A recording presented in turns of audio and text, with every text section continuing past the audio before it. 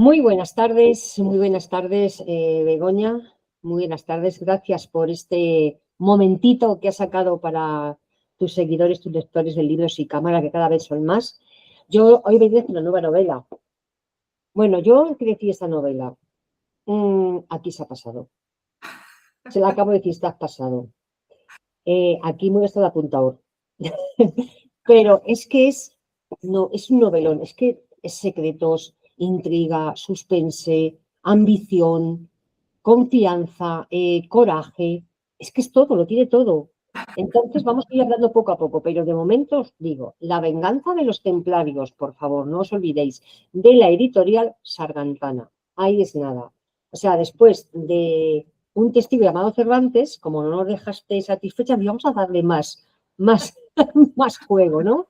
Entonces, bueno, pues hay que decir que también eres una invitada VIP, ya es la tercera vez que vienes. La próxima vez te haremos una taza, te lo prometo, en el próximo libro te damos una taza. También eres licenciada en Medicina y Cirugía. Y claro, dices, ¿cómo una doctora puede escribir tan bien? Porque claro, vamos a ver, no es que porque sea doctora no escribas bien, sino me refiero, cuando estás toda la vida de Dios estudiando medicina, con lo difícil que es, y aún así te entran historias a la cabeza que nos regalas con esa pasión y que nos haces disfrutar de tanto, que es que haces como que consigue la magia esa de el lector y el protagonista es uno. Maravilloso. Tienes destreza con las palabras, ya lo ha demostrado, y también con la historia, porque si no, es para pruebas un botón. Ha escrito muchas novelas históricas y todas con gran éxito. Y eres una novela de la novela histórica, sobre todo. Pero yo no sé qué decirte de esta. Yo creo que esta es novela histórica y bueno, ahora nos contarás. Buenas tardes, Begoña. ¿Qué tal estás? Buenas tardes, Ana. Muchísimas gracias por invitarme ya por tercera vez, que ya digo, es un enorme placer y una satisfacción poder compartir contigo pues unos momentos y sobre todo hablando de lo que más me gusta, que es la novela histórica. La novela histórica, y qué bien que lo haces, porque también eres senadora del Museo de la Imprenta y de las Artes Gráficas de Valencia, tu tierra. Sí. Pero, por si no había quedado claro de que le gusta la novela histórica, pues si acaso no te había quedado nada bien claro, que yo creo que es también miembro de la Red de Escritoras del Mediterráneo del Ministerio de Asuntos Exteriores de España y Asociación de Escritores de la Novela Histórica. O sea, de la novela historia. O sea, ¿qué más puede ser una mujer tan maravillosa como tú? Madre mía, si es que eres un sol. A ver, Gracias, gracias.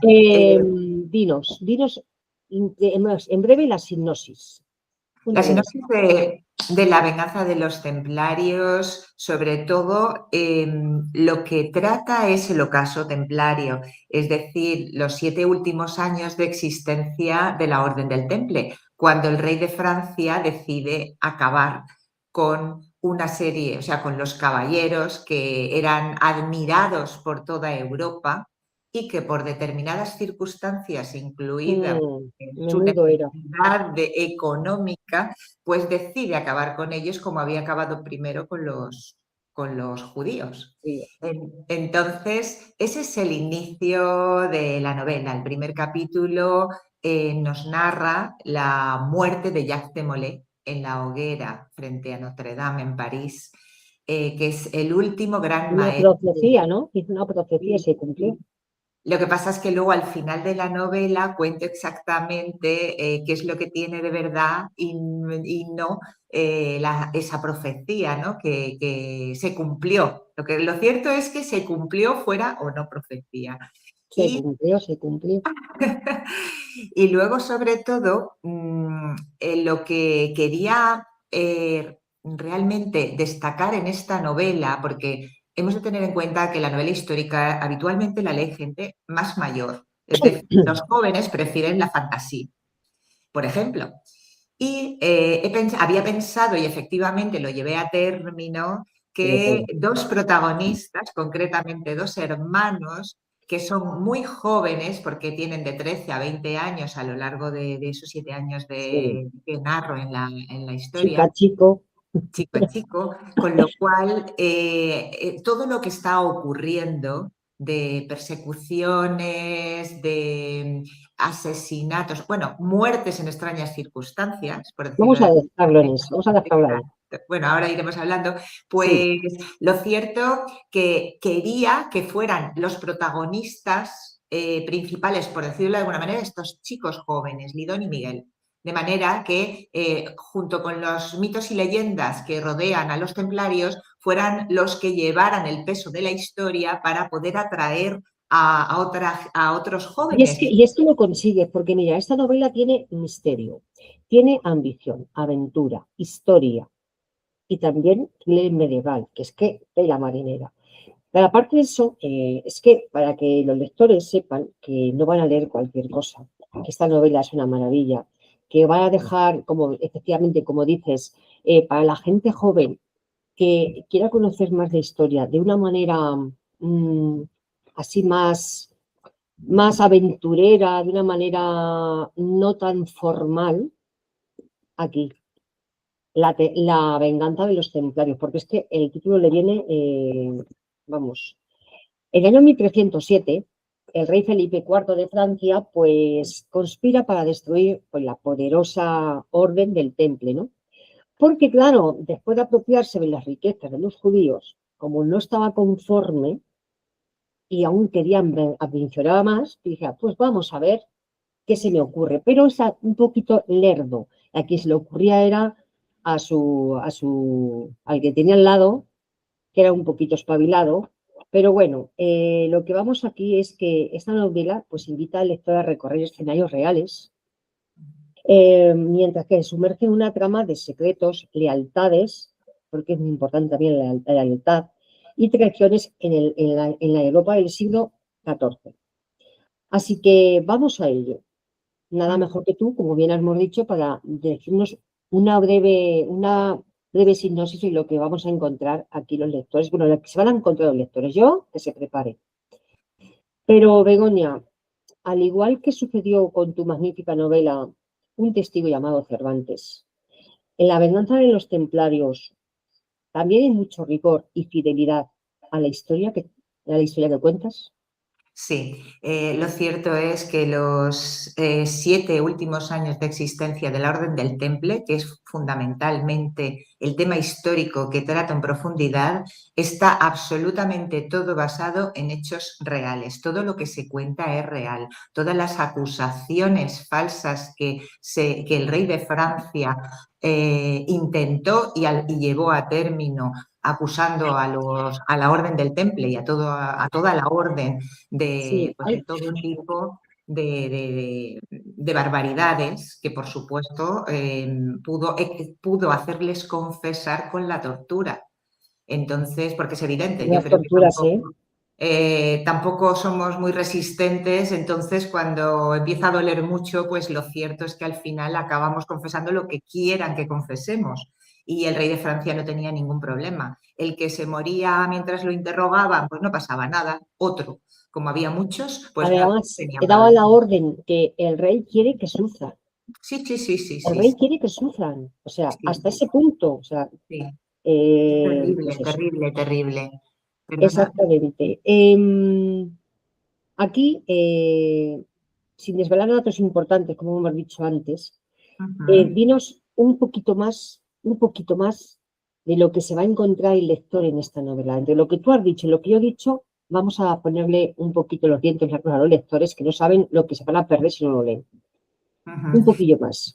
Bueno, pues como he dicho al principio, el momento cumbre, que es el final prácticamente de la Orden del Temple, es el momento en el que queman en la hoguera a Jacques de Molay, el gran maestre de la Orden Templaria. Pero yo lo que hago a continuación es retrotraerme 7 años atrás para saber exactamente cómo se llega a ese momento. Por lo tanto, antes de que lo capturen, Jacques de Molay le encarga a 2 caballeros templarios pues una misión secreta para salvar de París algo Ay, muy especial. eso es lo que yo quería Porque que dijeras. jugamos con el tesoro templario, evidentemente, que era lo que aspiraba el rey de Francia. Entonces, ellos intentan huir, escapar del rey de Francia concretamente y de sus secuaces, y lo que hace el rey de Francia pues, es vigilar a todas las familias de aquellos a los que no había podido capturar, y en este caso pues, a los sobrinos del caballero, a los dos caballeros, pues uno de ellos al que le encarga la misión de proteger con su vida pues algo que tiene que trasladar a los reinos castellanos, a los reinos peninsulares, concretamente al reino de Castilla y luego al reino de Aragón. Además, aquí hace muy bien de antagonista Felipe IV, porque que es todo lo malo que se puede ser. Sí, Es tremendo, malo, tremendo. malo. Es un personaje inquietante, desesperante, que solo busca el beneficio personal. Enriquecerse, nunca tiene bastante con su, No, siempre no. piensa que tiene más, pero era así de verdad. Sí, así era. O sea, he tratado de buscar fielmente el reflejo del personaje que fue Felipe IV el Hermoso, que como bien decían, es que no movía ni un músculo de la cara, no sabían exactamente si estaba enfadado o no, porque siempre tenía, como si dijésemos, una cara de mala leche Sí, impresionante. sí, además es que lo describes muy bien y si era así tal como lo describes, pobrecitos, pobrecitos. Sí, ¿Cómo te sí. documentas? ¿Cómo te Pues documentas? es Es que tiene que evidente. ser algo Sí, muy... normalmente suelo buscar en la bibliografía, pero en otras ocasiones pues hay desde diferentes estudios de investigación que lo que me hacen precisamente es profundizar, por ejemplo, en todo un tratamiento que se le dio a los templarios durante esos 7 años, todos los juicios que se llevaron a cabo, las sentencias, porque no es exactamente el mismo tratamiento el que se le dio en Francia que el que se le dio aquí en los reinos peninsulares. Entonces, es importante ver, porque siempre la leyenda negra ha dicho que España, o sea, los españoles siempre han sido los malos. Pues no, en este caso los franceses son los peores y por lo tanto había que, en cierto modo, hacer justicia a una orden injustamente tratada. Por lo tanto, pues me parecía muy interesante documentarme y a través, como digo, de estudios de investigación, pues he conseguido desgranar todo lo que ocurrió. No he querido contarlo en detalle, pero sí que la novela, al final, cuando uno la termina, puede conocer exactamente cómo fue la historia completa de la Orden del Temple, desde su origen en Jerusalén hasta el momento de su desaparición, que me parecía sumamente importante desgranar cómo había terminado para que la gente lo supiese y no tuviese ninguna duda. Por eso está tan bien documentado y por eso lo cuento, pues hago unas pequeñas pinceladas de lo que ocurrió, cómo surge,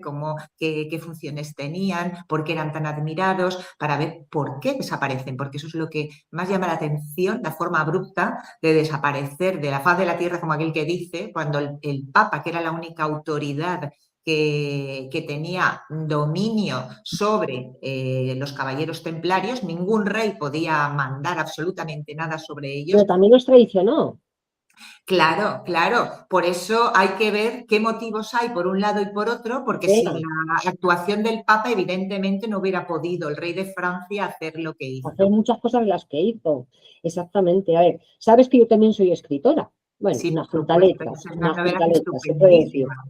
estupendísimas. Pero, y cuando algo se nos mete en la cabeza, cuando una historia se nos mete en la cabeza, que está ahí, bum, bum, bum, bum, bum, bum, y luego desarrolla la idea, el tiempo la madura, y bueno, y al tiempo al final, bueno, pues lleva a que se haga una novela, ¿no?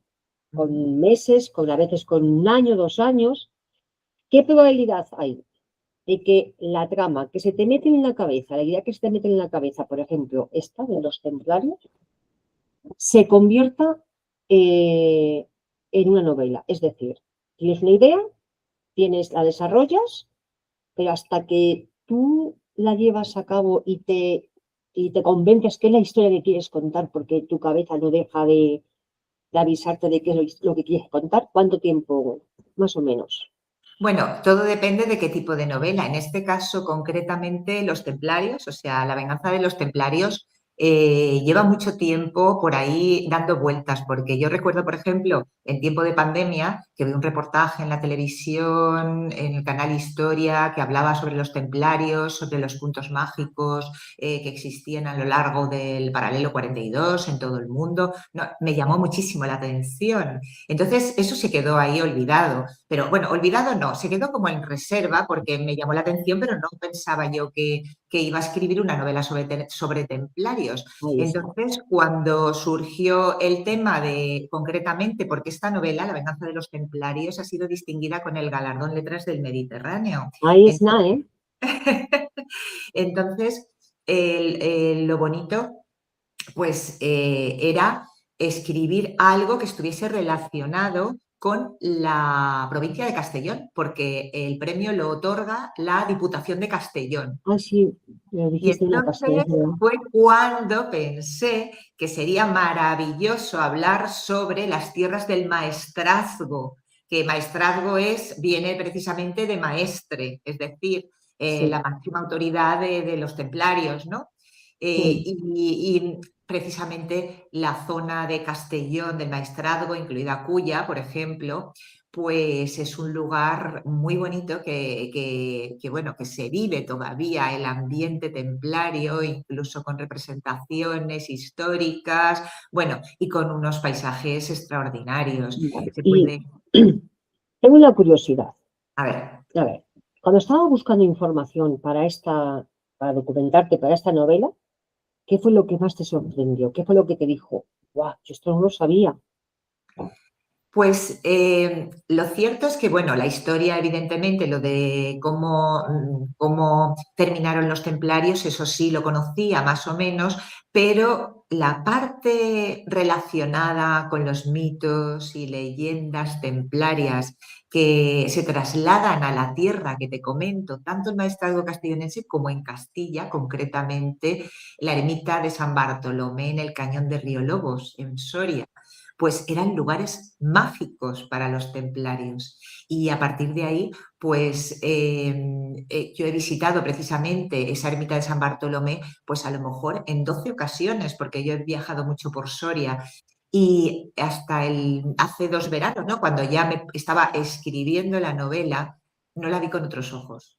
O sea, de repente es como si la viera la Como primera fuera vez. el mayor descubrimiento, ¿no? Para ti, ¿no? Sí, porque descubrí trasladé todo el tema templario a sus piedras y entonces es cuando se fue formando la historia y dije, es que tengo que contar algo que va a conmover no solamente al habitual lector de novela histórica, sino a cualquier joven que le guste la fantasía, porque a la hora de Claro. la verdad pues a través de la historia que cuenta, pues como digo, mitos y leyendas, pero además de persecuciones, porque los jóvenes son perseguidos en España por los espías del rey. Y luego además se produce una serie que, claro, no No, quiero no descubrir digas mucho demasiado, más. pero Que, hay una serie de muertes en extrañas circunstancias que todo hacen que sea un thriller histórico continuo que te mantiene en tensión totalmente de hasta el acuerdo contigo. final y que Totalmente además, de acuerdo contigo. y ¿Por qué además decides, por qué decides comenzar la obra con la caída del Temple en 1307 y no en un momento de esplendor?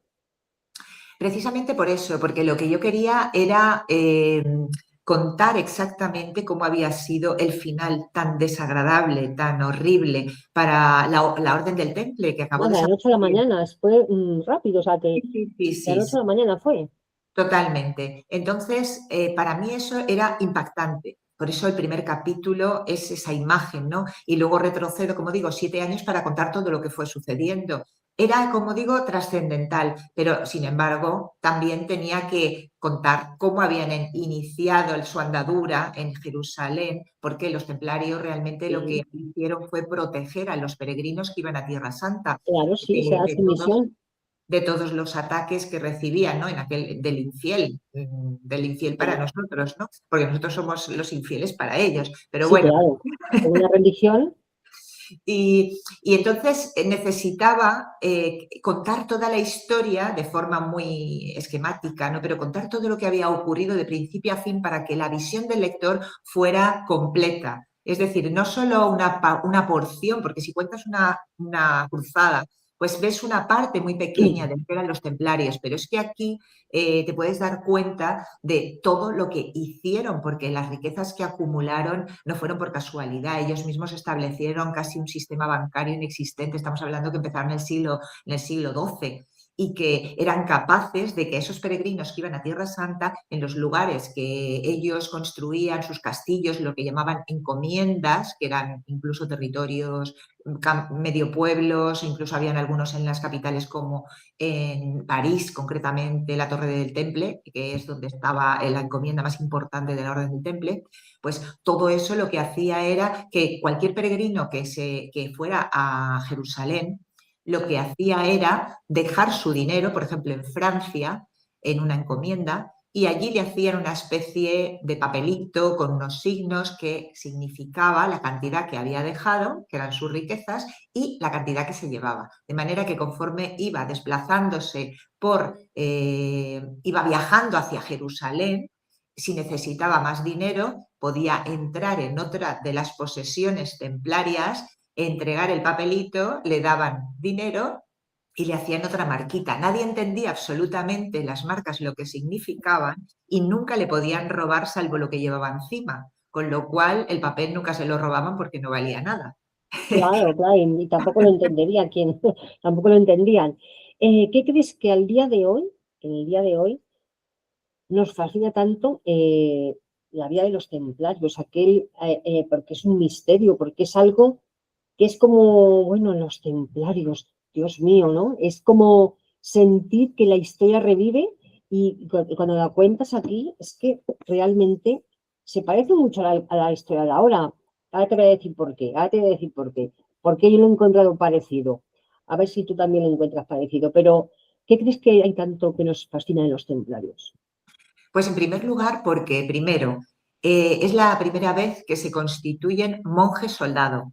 Es decir, que en realidad eran monjes porque realizaban los rituales, o sea, rezaban a las mismas horas que los monjes y, sin embargo, a la hora de presentarse ante el enemigo, ante el infiel, eran unos caballeros terribles, terribles en el sentido de que causaban pavor cuando los veían acercarse porque tenían unas normas tan estrictas, ellos hacían voto de pobreza, de castidad y de obediencia, y no podían abandonar el campo de batalla si no se lo ordenaban. Entonces, independientemente, aunque hasta que no les decían que se podían retirar, tenían que seguir hasta la Luchaban a muerte. muerte. Claro, era su vida o la del enemigo. Y claro, eran muy admirados por toda Europa. De hecho, los nobles, por ejemplo, que tenían varios hijos, el primero normalmente heredaba y, como sabemos, el segundo, tercero iban o iban al ejército o a la religión, ¿no? Se Así hacían. es, sí.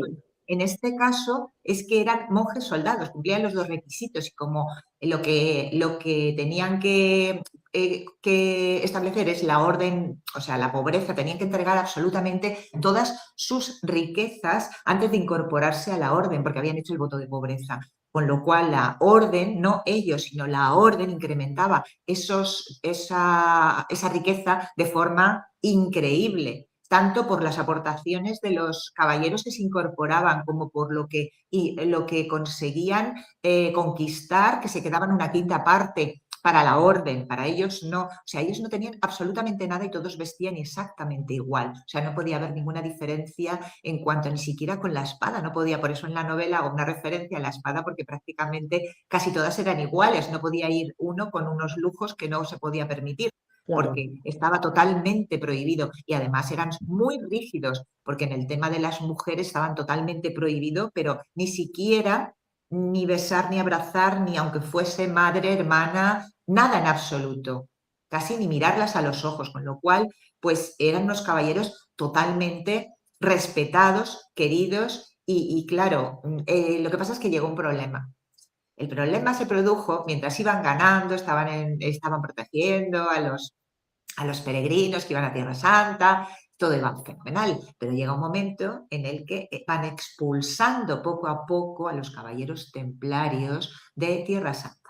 Y cuando eso ocurre, los reyes europeos se encuentran con un ejército a lo mejor de 30.000 caballeros que vienen hacia Europa.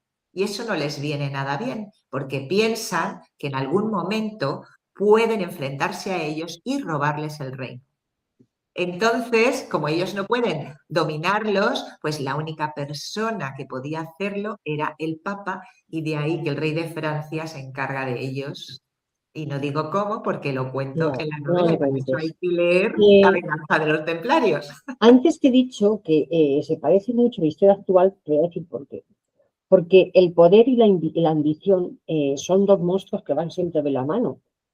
Y en este poco cambio de la historia, la ambición sigue estando, el poder sigue estando y el débil es el que siempre pierde. Y aquí sucede lo mismo. Em, ¿Qué más nos puede sorprender de esta novela? Que la verdad, digamos que como que la verdad que estaba escondida y que poco a poco ha ido alzando la voz con novelas como la tuya, como Venganza de los Templarios. ¿Qué crees que ha podido, qué crees que la ambición y vamos, el poder puede también tener en común con la vida de hoy? Bueno, es indudable que los sentimientos del humano, desde que es hombre y mujer, Sí, evidentemente, sí, sí, pues aquí son todos tenemos malas y malos. tenemos los mismos sentimientos de el Sí, odio, exactamente. el amor, la amistad, no sé, cualquier sentimiento ha sido siempre base del ser humano, con lo cual, independientemente de que transcurra el tiempo, se siguen manteniendo pues los mismos sentimientos. Y eso es lo que hace que las novelas del ayer se puedan trasladar a hoy, pero viéndolos siempre con los ojos del ayer. Es decir, los sentimientos son Exactamente. los Pero mismos, bueno, la ambición y pero el poder sigue siendo para mí exactamente unos igual. monstruos que van siempre de la mano y al día de Sí, hoy es lo que estamos demostrando y lo que estamos viendo en televisión, desgraciadamente. sí. Cada canción tiene letras distintas, cada cuadro tonalidades que marcan el crecimiento del artista. ¿Qué has querido transmitir en La venganza de los templarios a diferencia de tus otras obras? Bueno, en este caso, como he comentado, lo que más me importaba era, en cierto modo, que no se juzgara a los templarios por lo que quedó como recogido en pues todos los testimonios en Francia respecto a todo lo que habían hecho. O sea, eso está demostrado y por los estudiosos que era falso. Entonces, porque además eran tan sumamente rigurosos que cuando alguien no cumplía con las órdenes lo expulsaban. Entonces, precisamente valiéndose de un expulsado por una de esas causas, pues el rey de Francia se apoya para poder culpar a otros templarios. Por lo tanto, para mí lo importante era hacer justicia, como he dicho antes, a una orden injustamente tratada por la historia. ¿Y qué le sucedía a los, bueno, has dicho antes que los expulsaban quien no cumpliera todas las normas y que no fueran rigurosos con lo que tenían que seguir, ¿no? ¿Qué les ocurría una vez que los expulsaban? ¿Qué deshonor tenían más grande aparte de ser expulsados de la orden del temple? Bueno, en cierto modo, ellos podían hacer lo que quisieran. Una vez expulsado, no tenían ninguna limitación, podían llevar una vida normal, no pasaba absolutamente nada. Lo que ocurre es que era una vergüenza ser expulsado. Entonces, a nivel social, pues eso sí que tendría una serie de repercusiones. Por lo tanto, alguien, pues aunque solo fuese por vengarse, pues podía hablar y decir cosas que no ocurrían con la finalidad de quedar bien. Es decir, no, no, es que yo me he salido de ahí porque hacen esto, hacen lo otro, son herejes, escupen a la cruz. Bueno, todo lo que les parecía podían contarlo con la finalidad de que ellos quedaran bien. O sea, se habían ido porque no estaba bien la orden. Y en realidad Vale, los que no estaban sí. bien eran ellos. Pero yo en la novela, ya digo, lo trato todo escrupulosamente en el sentido de que trato de darles a los templarios el trato real que se merecen, ¿no? Vamos a seguir con más personajes. El mensaje que reciben Miguel y Lydon es el motor de la trama. ¿Qué destacarías de estos dos protagonistas? ¿Qué destacarías de ellos? Pues como he comentado, son jóvenes, primero empieza con 13 años y cuando queman en la hoguera ya te molé tienen 20. Entonces son dos jóvenes, un chico, o sea, un chico y una chica que cargan, o sea, con una responsabilidad porque saben, han recibido un mensaje que nadie entiende, pero que ellos consiguen descifrar para poder encontrar, ¿no?, a su tío, el caballero templario, que ha huido y claro, el rey pues intenta perseguirlos, o sea, a través de sus espías, con la finalidad de localizar, como siempre, porque siempre se ha buscado tesoro del temple. No nos equivoquemos que los templarios, cuando se instalan por primera vez en 1119 en Jerusalén, eran 9 caballeros y están viviendo 9 años encima de lo que fueron en su momento el templo del rey Salomón. Y el templo por eso se llama la torre del, o sea, perdón, la orden del temple, por el templo de Salomón. Con lo cual, durante esos 9 años se supone que hay en el templo, porque según la Biblia, pues Salomón, a Salomón Dios le entregó, al rey Salomón, el conocimiento, ¿no? Entonces, Sí. él era el más sabio, ¿no?, de todos los reyes y juego también con el concepto de que los templarios pues tenían conocimientos y que se trajeron precisamente de Tierra Santa aquí a Europa. Y por lo tanto, pues hay todo juego con todos los misterios y leyendas que hay alrededor de este conocimiento. La diferencia entre la Orden del Temple y la constitución de la Orden Montesa es que Sí. la primera estaba vigente en Europa y Oriente Medio y la segunda se concentraba en el Reino de Valencia. ¿Qué otras diferencias había? Pues muy fácil. Cuando finalmente en 1312 el Papa promulga una bula en la que se extingue por norma la orden del Temple, los templarios desaparecen por completo en todo el mundo. O sea, a partir de esa fecha ya no existen templarios. Sin embargo, no todos fueron declarados culpables o muertos en la hoguera, sino que algunos se declararon inocentes, sobre todo en los reinos peninsulares. Entonces, esos caballeros se incorporaron a otras órdenes militares, ¿vale? Y lo que ocurrió aquí en el Reino de Valencia es que la Orden de Montesa precisamente se originó después de la desaparición de la Orden del Temple, con muchos templarios que quedaron aquí absueltos y que pudieron incorporarse. Madre mía, yo te preguntaría, ¿y qué fue de los templarios? Yo te preguntaría ahora mismo, ¿y esa gente que cuando se desapareció la orden de los templarios, qué sucedió con ellos? ¿Qué pasó con ellos? Si se fueron a otras órdenes. Siguieron siendo soldados algunos, pero ¿y quien no quería ser soldado? ¿Qué hacía? ¿Se podía Sí. casar? ¿Se podía tener una vida normal y corriente? Bueno, a los que realmente no los condenaron, los declararon inocentes y eran, por ejemplo, monjes, eran religiosos, entonces podían vivir en encomiendas fuera de los castillos, o sea, no podían habitar en los castillos porque tenían miedo los reyes a que se hicieran fuertes en los castillos y que batallaran contra ellos y que o sea, se rearmaran. Entonces tenían primero que abandonar las armas completamente, todos, caballeros y no caballeros. Y luego, pues vivir o sea, como monjes, con todas las características, sus horarios de rezos, todo absolutamente, como digo, en territorios que incluso les podían pagar unas cantidades para que pudieran sobrevivir. O sea que así es como se repartieron más o menos los pocos que quedaron. Los caballeros, como digo, incorporándose en otras órdenes de caballeros, como después la que apareció de Montesa, pero los religiosos quedándose en las encomiendas, pues como religiosos. Pero ¿y qué Como sucedió con monjes. las riquezas de la orden ¿El qué? del ¿El qué? temple? ¿Qué sucedió con las riquezas?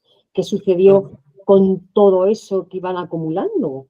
Sí, pues es que, claro, eran tan extensas las riquezas de los templarios que además daban préstamos, pero no solamente a nobles, sino a reyes, como el rey de Francia, y ese fue un problema, porque no tenía Claro. nunca bastante, y ya prácticamente les debía hasta la sangre que circulaba Exactamente, por sus además venas. dices, es que lo que me fastidia es que tengo que volver a pedirles otro préstamo. Exacto, Decía, exacto. exactamente, que decía eso, decía, quiero hacerme con su tesoro, pero es que encima le tengo que pedir esto préstamo, como si yo fuera un don nadie, porque él se pensaba, bueno, era rey, pero es que aún se daba muchos más aires, como Sí. de Dios, que es más Y ya que bueno, rey. Y bueno, lo que ocurre es que, por ejemplo, todo el mundo conoce, pues porque ha visto muchas películas, que si el Arca de la Alianza, que si el Santo Grial, que todo eso formaba parte, se supone, del tesoro templario, pero había muchas más cosas, como por ejemplo las reliquias y todo lo que había detrás de Jesucristo, con lo cual, pues juego también con todos los mitos y leyendas que hay alrededor, me he basado en lo que se conoce. Y, por ejemplo, pues por comentar algo, se dice que un poco antes de que se produjera la detención en la Torre del Temple en París de Jacques de Molay, pues que un par de días antes salieron dos carros cargados de paja. Y eso era muy raro porque la Torre del Temple, o sea, no podía salir cargado de paja porque realmente tendría que entrar cargado de paja para que comieran las bestias, no sacarlo porque dentro no se cultivaba nada. O sea, que ahí decían que el tesoro templario pues había, en parte, se había podido sacar y ¿Y evitar que aún crees que llegaran. hay riquezas y tesoros de los templarios que están por descubrir? Bueno, eso hay una historia, bueno, hay muchas historias al respecto, todo el mundo cree que está en un sitio, en otro. Yo doy mi opción, la que a mí me parece más coherente y la cuento en mi novela, con lo cual el que Hay esté que interesado leerla. en saber, En esta novela consigues una atmósfera integrante, con la tensión siempre a flor de piel. ¿Estás pensando en cambiarte de bando? ¿Estás pensando en cambiarte de género histórico al negro? ¿O te mantendrás fiel a tu novela histórica? Lo haces bueno, muy bien, ¿eh? Lo haces muy bien, ¿eh? Yo de ti lo probaba, porque te haces muy bien. Bueno, lo que pasa es que independientemente de que una novela como esta sea histórica, pues puede combinar otra serie pues, no sé, de novela negra, de Sí, novela, totalmente de acuerdo. un thriller, romántica. Lo que menos me gusta es la romántica, pero también, también tienes a lo mejor que tener pues algún pequeño detalle para que esté completa, porque es que no tiene sentido tampoco separar la novela histórica de todos los hechos que podían No, suceder en para nada, cualquier época, para porque son nada. los mismos que suceden ahora. Entonces había amor, desamor, había odios, envidias, todo Todo, todo, absolutamente, todo. celos, y todo tiene que aparecer en la novela. Entonces, es Sí, evidente que a mí la parte histórica me encanta porque yo quiero que cuando alguien termine de leer mi novela, en este caso, sepa absolutamente todo lo que en general, le ocurrió a los templarios, sí, porque es una forma de aprender fácilmente la historia. Y como yo sí que soy muy objetiva con los hechos que cuento, pues pueden estar seguros que lo que estoy diciendo es cierto. Y además, para confirmarlo, al final de la novela tengo en las últimas páginas, o sea, una relación de personajes reales y de ficción que sí, sí. lo que hace es describir en cierto modo que los personajes de ficción, lo que hay alrededor, me lo he inventado yo. Lo que pasa que está contextualizado en una época, en un momento en que lo que ocurre pudo haber ocurrido. Sin Claro. embargo, los personajes reales que aparecen al final de la novela existieron y lo que está contando sobre ellos es verdad. Para Yo te eso voy hay a un decir ahora epílogo. unas descripciones de unos personajes y tú nos dices lo que quieras de ese personaje. Miguel es impulsivo, es leal, es protector y representa el coraje frente al miedo. ¿Qué más nos puedes decir tú de Miguel?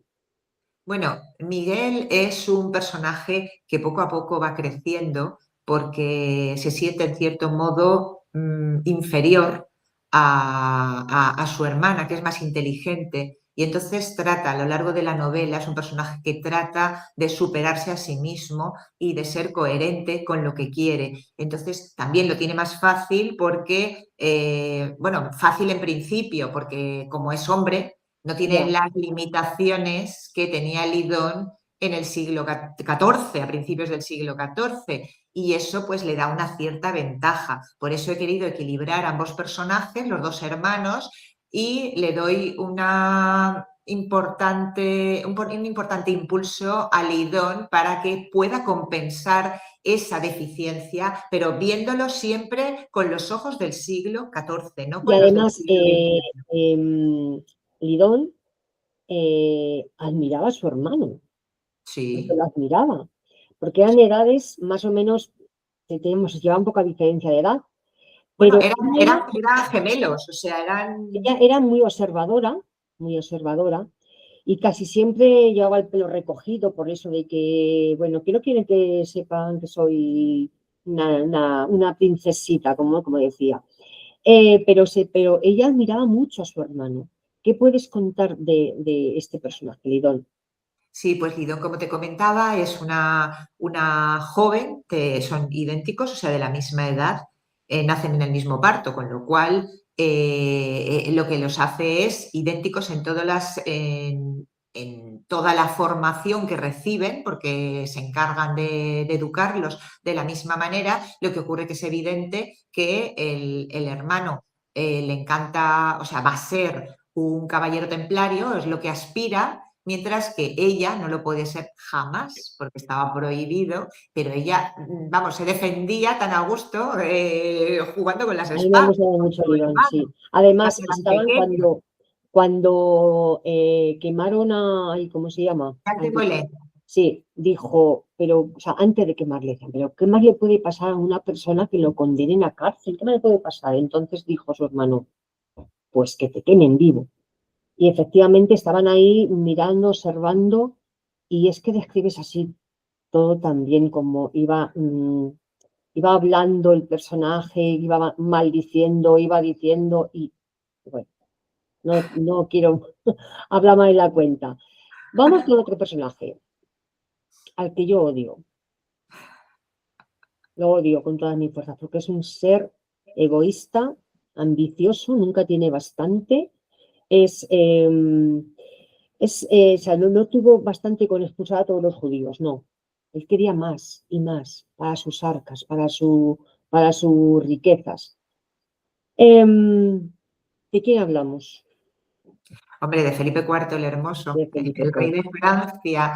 Él quería, evidentemente, acabar con el lastre que llevaba él de deudas con los templarios, y entonces esa era una forma de poder apoderarse de sus riquezas. Lo que pasa es que, claro, tenía que obligar, en cierto modo, al Papa, que era el único que tenía autoridad, a que ejerciera su autoridad sobre los Sí, templarios para acabar con ellos. Pero bueno, a través de la novela se va viendo cómo consigue el rey de Francia dominar al Papa, cómo sí, consigue amedrentarlo, porque también, en cierto modo, era él quien lo había puesto ahí. sí. Y en cierto modo también es donde empieza pues, el cisma de Occidente, porque es la primera vez que se establece el Papa en Aviñón.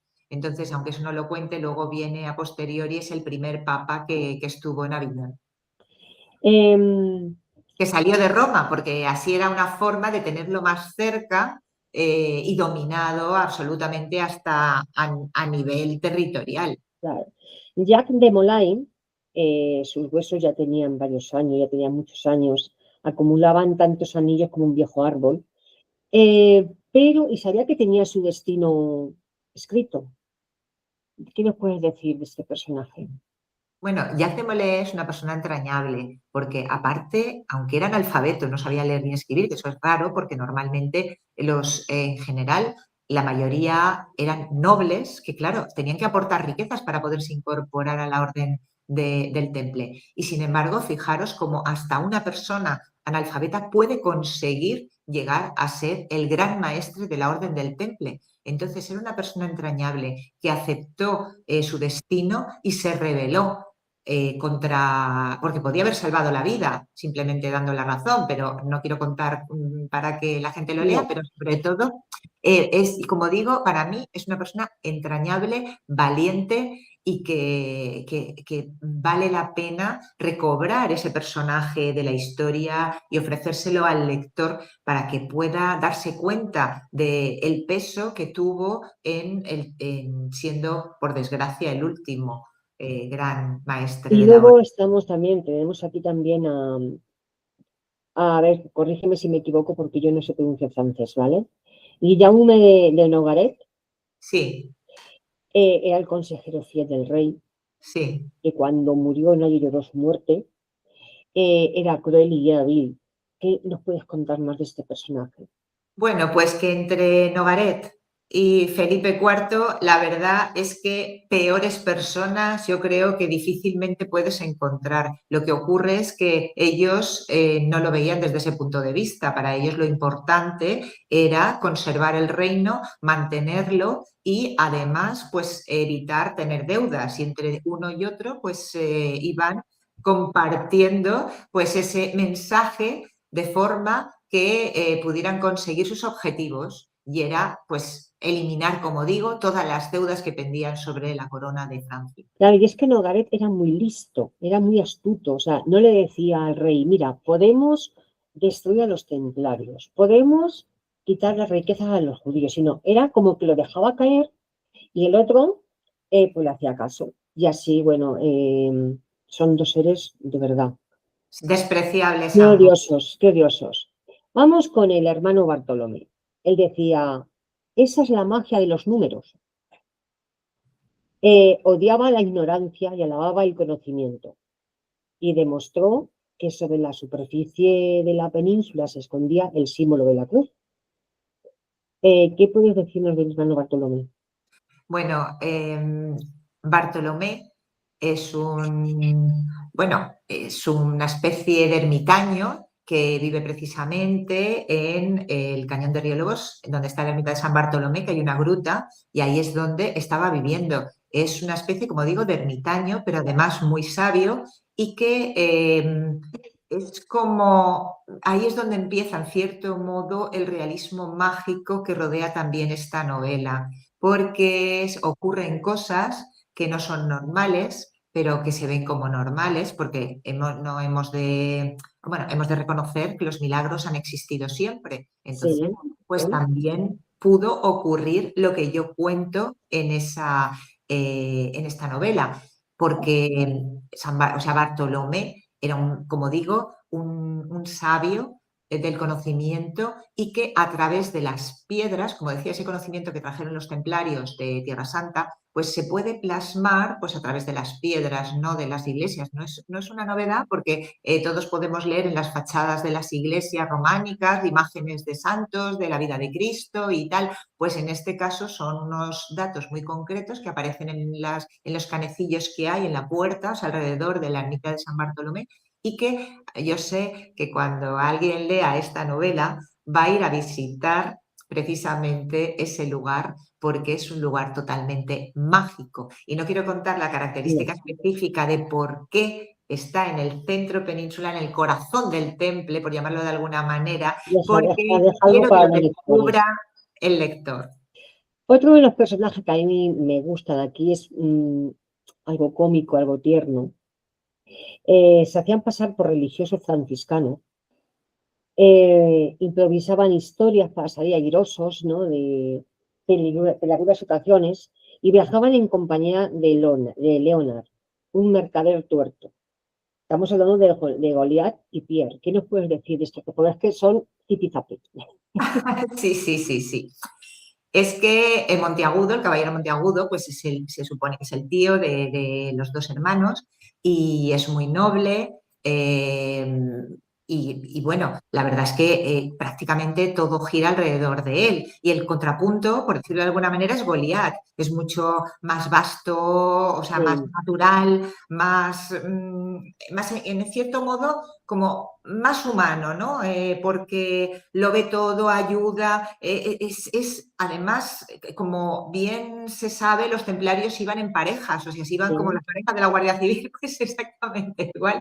O sea, ellos empezaron a ir juntos y tenían que ir de dos en dos. Incluso el sello del temple es un caballo con dos caballeros en el mismo, montados en el mismo animal. Y esto es porque era como una especie de pobreza. Es decir, no tenemos dos caballos con uno solo, o sea, porque somos una sola persona en un solo sí, caballo y que tenemos que hacerlo todo juntos. De hecho, dormían juntos, prácticamente nunca se quitaban la ropa y ni siquiera casi las botas, salvo la capa, con la finalidad de que si en algún momento los llamaban, se pudieran levantar y batallar directamente. Con lo sí, cual, sí. como digo, es que era una vida espectacular. Y en este caso, pues estos dos caballeros que son como el yin y el yang, pues están tan compenetrados, son Yo le tan digo chipi amigos, que son dos personajes increíbles que transmiten pues una bondad, una honradez, que creo que vale la pena, que ese es el espíritu templario. Y he querido trasladarlo precisamente en dos personajes totalmente distintos para que se vea cómo podían ser los templarios y sus convicciones y cómo las trasladaban. Si tuvieras que elegir uno de tus personajes para mantener una conversación seria, ¿a quién elegirías? Yo lo tengo claro. ¿A quién Pues elegiría yo? yo creo que Bartolomé da mucho juego. Bartolomé, como decía, es un sabio que tiene muchos conocimientos y que todavía podía haber aportado más cosas a la novela, pero ¿Sí? que ya me parecía suficiente. Pero por toda la sabiduría, por todo el conocimiento, es un personaje que si se pudiera rascar sería interesante, porque los reales, la verdad que bueno, en el caso, por ejemplo, de Jacques de Molay, que es el único que también a lo mejor merecería la pena, porque es real, me refiero. Si diríamos uno de ficción, que es Bartolomé, y el otro real, por ejemplo, elegiría de Molay, que claro, vivir aquella experiencia que sabía que le conduciría a la muerte, pues tenía mucho valor. Entonces me hubiera gustado a lo mejor comentar con él muchas cosas ¿Sí? de lo que pensaba, de lo que Yo creía. con Felipe IV le Uf, pondría verde. es que yo le arañaría. Lo pondría verde, lo pondría en su sitio, vamos, no sé lo que le daban dos tortas, pero bien. Y que me disculpe que no quise la violencia, pero es que ese hombre se lo merecía. Pues lo siento, pero Eh, te quemaría en la hoguera, si es que, y primero te torturaría, ¿eh? eh, ¿Con qué personaje de La venganza de los templarios depositarías tu confianza? ¿En qué personaje? Hombre, indudablemente, quizá, a ver, quizás sea Lidón la mujer que más me atrae en el sentido de que también busca siempre la defensa del débil, siempre protectora. Yo creo que me quedaría con Lidón. ¿Sí? Y yo sé que es muy pronto para preguntártelo, pero ya sabemos que cuando terminamos una novela de escribirla, la entregamos a la editorial y está por las editoriales, por las librerías, llevando a los lectores, nosotros ya comenzamos a escribir otra novela, comenzamos a pensar en otra historia. ¿Tienes nuevos proyectos? De lo que puedas hablar y hasta donde puedas hablar, ¿vale? Nada más. Sí, pues eso siempre, porque tú misma lo sabes, que siempre hay 20.000 cosas por ahí volando y nunca sabes. Yo ahora en estos momentos me estoy documentando, pero no sé si lo que estoy Ojo, leyendo va a surgir alguna historia o no, porque a veces leo mucho, por ejemplo, para los templarios pensé, por ejemplo, en escribir el Papa Luna, que también está en Peñíscola, que también tiene relación, en lugar de escribir templarios, escribir sobre el Papaluna, que también se desarrolla en Castellón, pero no me enganchó. Luego, igual es que no leí lo suficiente, pero no te necesito, engancho, no tuvo gancho, ¿no? exacto, yo necesito estar leyendo y de repente decir, esto es. Que Y te a partir de ahí sorprenda. empiezo a buscar ya cosas concretas. En O sea, principio a ver, ahora, ¿tú buscas información sobre algo en concreto o lees, te documentas y mientras estás documentando encuentras la historia que quieres contar? ¿Así es? ¿O No más de bien te todo, pero documentas hacia dónde quieres? más o menos. Por ejemplo, bueno, es que la que teníamos, la de Un testigo llamado Ay, Cervantes, esta esa es me muy fascina. fácil, Esa esta me es muy fácil, ya fascina, lleva 9 ediciones y me 2 fascina. premios literarios. Pues esta me resultó fácil, bueno, fácil, porque es que se descubrió un caso inédito sobre Cervantes en Valencia en 2016. No se conocía que Cervantes durante las 5 semanas que había estado en Valencia después de ser rescatado de Argel, había declarado en un juicio por un asunto criminal. Entonces eso lo leí en prensa, leí el artículo de lo que hablaba y tal. Me llamó muchísimo la atención. Y entonces, pues en un momento determinado, que eso no fue rápido, porque ha salido en el 24 y esa noticia es del 16, o sea que El imagínate. proceso lento también, sí. Claro, entonces yo iba haciendo otras cosas y de repente pues digo, lo vuelvo a leer otra vez, digo, es que esto lo tengo que escribir. Y a partir de ahí empecé a meterme con Argel, digo, pero si es que esto es maravilloso, si es que estoy Esto es hablando. oro bendito, ¿eh? Esto es oro Entonces, bendito. yo tengo que encontrarme así las cosas, igual que me pasó con los templarios, que vi en la pandemia la historieta de los lugares mágicos a través en el mundo de los templarios y tal, o lugares así como muy mistéricos, ¿no? Y claro, pues a partir de ahí surgió La venganza de los templarios, Madre mía. pero ha sido a posteriori, porque estamos hablando Por- desde el 19. claro, ¿por qué edición vaya? Esta, pues en estos momentos, Sorpréndenos. la tercera La edición. tercera. Es una crack. Y Es bueno, y una la crack. novela de Cervantes, o sea, es que es Real increíble. Cervantes, la novena, o sea, ya va por la Esta es novena la edición. octava. Ha salido una después de esta y este libro lleva 2 años en el mercado. Alucinante. Y aún Y la gente lo sigue leyendo y lo sigue no, no, y buscando. se sigue comprando, porque además es que ahora se está haciendo una en Valencia, en el Ayuntamiento de Valencia, se ha programado y ha empezado una exposición de la imprenta a través de Serrano Morales, un bibliófilo, y resulta que también hablaba de Cervantes y tal. Pues iban a hacer varias conferencias. Yo el 15 de abril impartiré una sobre Cervantes y Timoneda en Valencia, precisamente a través de mi novela, el recorrido que hizo durante las 5 semanas que permaneció en Valencia, y al día siguiente hago una ruta de Cervantes por Valencia recorriendo esos lugares. A partir de ahí Maravilloso, ya serán los guías del Ayuntamiento de Valencia los maravilloso. visitas. Quijote, perdón. Cervantes, es que fue alucinante. O sea, un testigo llamado Cervantes fue alucinante, nunca mejor dicho, pega todo. Pero es verdad, es que cuenta la historia tal cual de Cervantes. Y eso es como documentarte, como, o sea, eso es documentarte, eso es oro puro para la gente que le gusta la historia y para la gente que quiere saber más de Cervantes. Así que yo te agradezco enormemente. Y ya por último que estamos terminando la entrevista, unas palabras para libros y cámara, que te sugiera libros y cámara. Bueno, pues primero, que tiene una presentadora, directora, escritora maravillosa que se llama Bueno, Ana, y que deseo que sea visto por millones de personas porque merece la pena escuchar a Ana entrevistar a todos sus invitados e invitadas. Con lo cual, muchas gracias. muchísimas gracias por haberme traído ya la tercera vez La a tu tercera vez. programa, porque disfruto muchísimo y espero que todos los que nos vean pues también puedan disfrutar de la lectura y de tus programas. Así es que felicidades. Muchas gracias por tus bonitas palabras y por todo. Muchas gracias, de verdad, Begoña. Es verdad, ya es la tercera vez que visitas Libros y Cámara. Prometido, la próxima vez te damos la taza. Eh, y te contaré planes y te contaré proyectos que te encantarán, que te encantarán.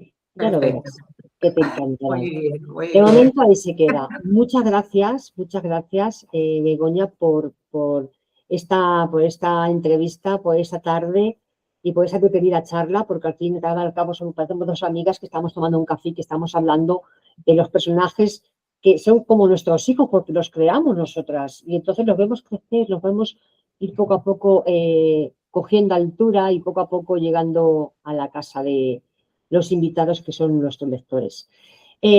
Muchas gracias, un besazo y nos vemos entre páginas, nos vemos pronto. Muy bien. Un besazo Un enorme. besazo.